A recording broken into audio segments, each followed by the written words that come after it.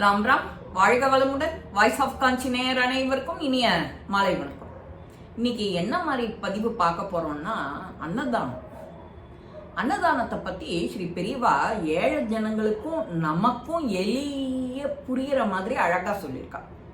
அது என்ன சொல்லியிருக்கா, 1960களில் ஸ்ரீ பெரியவா என்ன பண்ணினா, யாத்திரையெல்லாம் முடிச்சுட்டு திருச்சியில கேம்ப். அந்த திருச்சியில வந்து உட்காந்துருக்கும் போது பெரியவா எல்லாருக்கும் தரிசனம் கொடுத்துருக்கா. பெரியவா வந்திருக்காங்கிறத கேள்விப்பட்ட உடனே சுத்துப்பட்டு கிராமத்துல இருக்கிறவா எல்லாரும் வண்டி வாகனத்தை வச்சுட்டு, அப்பெல்லாம் வில் வண்டி மொட்டை வண்டின்னு உண்டு, கட்ட வண்டின்னு, அதை 2 மாட்டில் பூட்டியாச்சுன்னா அது நிறையா ஒரு 20 பேர் வந்து இறங்கிடுவா. கிராமங்கள்ல அதுதான் வழக்கம். அப்போ அதுல வந்து இறங்கிடுறா, எல்லாரும் தரிசனத்துக்கு வரா. அதில் வயசான பேர் இருக்கா, குழந்தைகள் இருக்க, இவாளுக்கெல்லாம் சாப்பாட்டுக்கு கஷ்டப்படுவாளே இவாள்லாம் அப்படின்னு பெரியவா யோசிச்சுட்டு என்ன சொல்கிறான்னா, கொஞ்சம் அன்னதானம் பண்ண முடியுமான்னு கொஞ்சம் யோசிச்சு பாருங்களேன் அப்படின்னு ஒரு விண்ணப்பம் வைக்கிறா. பெரியவா நினச்சிருந்தா யாரையானு ஒரு தனவந்தரை கூப்பிட்டு அன்னதானம் பண்ணுன்னு உத்தரவே போடலாம். ஆனால் பெரியவா அந்த மாதிரி என்றைக்குமே எப்போவுமே யாருக்கிட்டையுமே சொன்னதில்லை.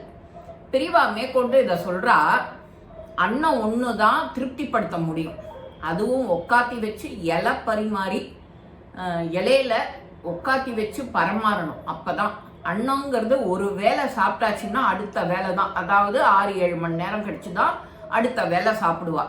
அந்த 6 மணி நேரம் 7 மணி நேரம் ஒருத்தருக்கு பசி தாங்கிறதுனா அது இலையில போட்டால் மட்டும்தான் அது சாத்தியம்.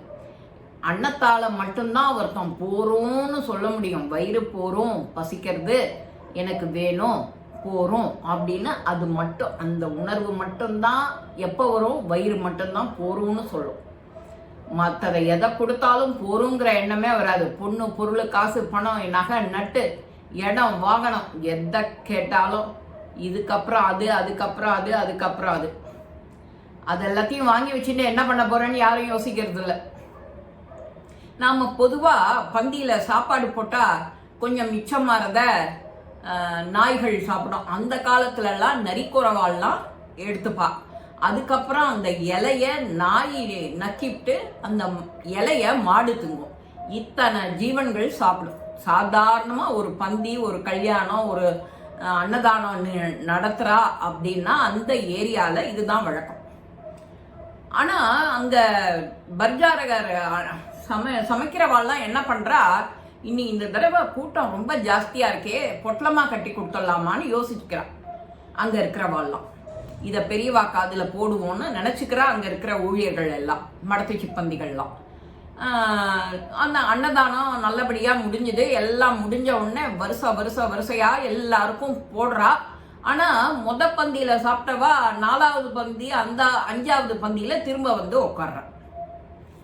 ஏன் அப்படின்னா அவளுக்கு முழுமையா வயிறு பூர்த்தி ஆகலை, சரியாகலை, ஃபுல்லாக சாப்பிடல அவள்லாம். ஏன்னா அந்த மடத்தை சிப்பந்திகள் எல்லாம் பார்த்து கூப்பிட்டு கேட்குறா பெரியவா, என்ன இன்னைக்கு அன்னதானம்லாம் வெகு ஜோரா நடந்துதா, நன்னா பரிமாறினேலா, நன்னா பண்ணேலா? பரமேஸ்வரனுக்கு தெரியாதா அன்னைக்கு அங்கே என்ன நடந்ததுன்னு? பரமேஸ்வரனுக்கே தெரியும், சாட்சாத் பரமேஸ்வரன் தானே, பரமேஸ்வரனுக்கு தெரியாதா அங்கே என்ன நடந்ததுன்னு? பெரியவா மேற்கொண்டு சொல்றா, நீங்க அன்னத்தை வந்து பந்தியில போடுறவா ஏன் 3வது பந்தி 4வது பந்திக்கு திரும்ப வரா அப்படின்னு கேட்குறா. நீங்க சரியா கவனிச்சு போடல, திருப்தியா போடணும். அன்னத்தால மட்டும்தான் ஒருத்தரை திருப்தி பண்ண முடியும், அந்த காரியத்தை நீங்க செய்யல அப்படிங்கிறா பெரியவா. அப்பதான் அவளுக்கு எல்லாம் உரைக்கிறது. உரைச்ச உடனே திரும்ப யோசிக்கிறா. 2வது அப்புறமா இந்த விஷயத்தையும் சொல்றா. பொட்டலங்கட்டி போடலான்னு நினைக்கிறோம் பெரியவா, நீங்க உத்தரவு கொடுத்தாங்கிறா. நீங்க இவ்வளவு செஞ்சு பந்தியில உட்காத்தி வச்ச ஒரு ஜனங்களுக்கு திருப்தி ஆகலை நீங்க போட்ட சாப்பாடு. ஆனா நீங்க பொட்டலம் வேற கட்டி கொடுக்கலான்னு யோசிக்கிறேங்கிற. பொட்டலம்னா அது எங்க வச்சுட்டு சாப்பிடுவா? கையலம்ப காலலம்ப எங்க போவா தண்ணிக்கு?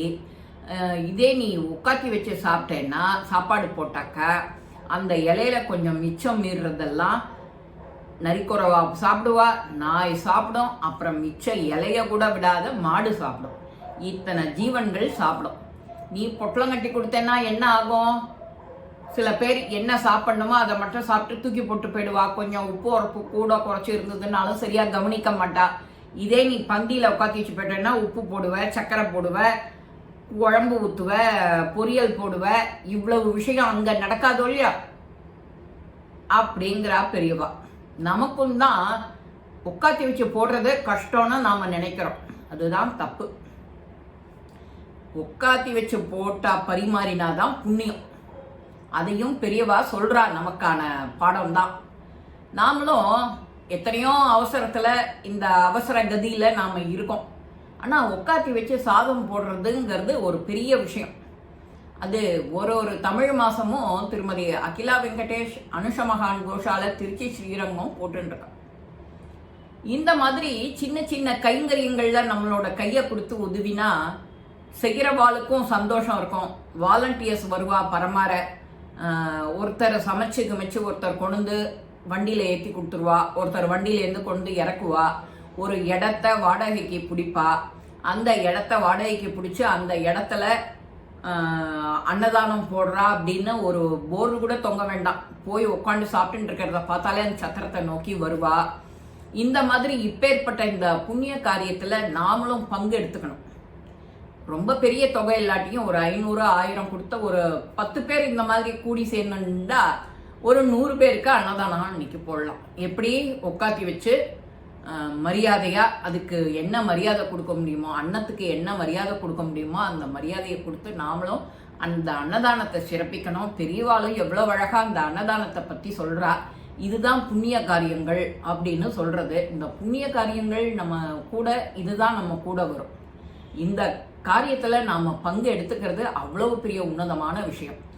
இந்த அகிலா வெங்கடேஷோட தொடர்பு கொள்ள வேண்டிய அலைபேசி எண் 9500310859. இந்த நம்பரை தொடர்பு கொண்டு அவங்களுக்கு இதே ஜிபே இருக்கு, நீங்க பண்ணினீங்கன்னா அவங்களோட இந்த கைங்கரியத்துல உங்களையும் அதுல இணைச்சிக்கலாம். அந்த வர புண்ணியம் உங்களுக்கு நிச்சயம் உண்டு. இந்த பதிவு உங்க எல்லாருக்குமே பிடிச்சிருக்கும். லைக் பண்ணுங்க, ஷேர் பண்ணுங்க, பெல் பட்டனை கிளிக் பண்ணுங்க, சப்ஸ்கிரைப் பண்ணுங்க, கமெண்ட்ஸ் பாக்ஸ்ல கமெண்ட்ஸ் போடுங்க. ஸ்ரீ மகாபெரிவா திருவடிகளே சரணம். நல்லதே நடக்கும். ஆனந்தமாய் இருப்போம் நண்பர்களே. வாழ்க வளமுடன்.